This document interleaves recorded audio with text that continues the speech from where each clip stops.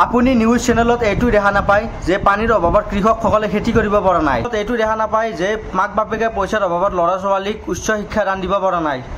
আৰু এইটো দেখা নাপায় যে ফুটপাথত কিমান লোকে অসহায় হৈ পৰি আছে, না সিহঁতে কিবা খাইছে, না ভালকৈ থাকিছে, না ভাল কাপোৰ পিন্ধিছে।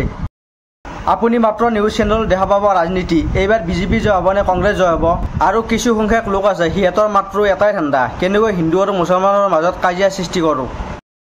মই সেইসকলক কৈছোঁ যিসকলে হিন্দু মুছলমান কৰি থাকে, তোমালোকে হিন্দু মুছলমান বাদ দি অলপ বাহিৰলৈ ওলাই আহা, দুখীয়াবোৰৰ লগত অলপ কথা পাতা, সিহঁতে কেনেকৈ খাইছে, কেনেকৈ চলি আছে, কেনেকৈ শুইছে, সিহঁতৰ লগত অলপ কথা পাতা, তেতিয়াই গম পাবা।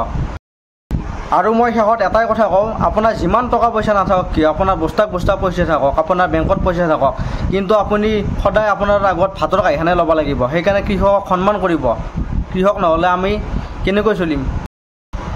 আৰু পাৰিলে মোৰ এই ভিডিঅ'টো শ্বেয়াৰ কৰি দিব। ধন্যবাদ। জয় আই অসম।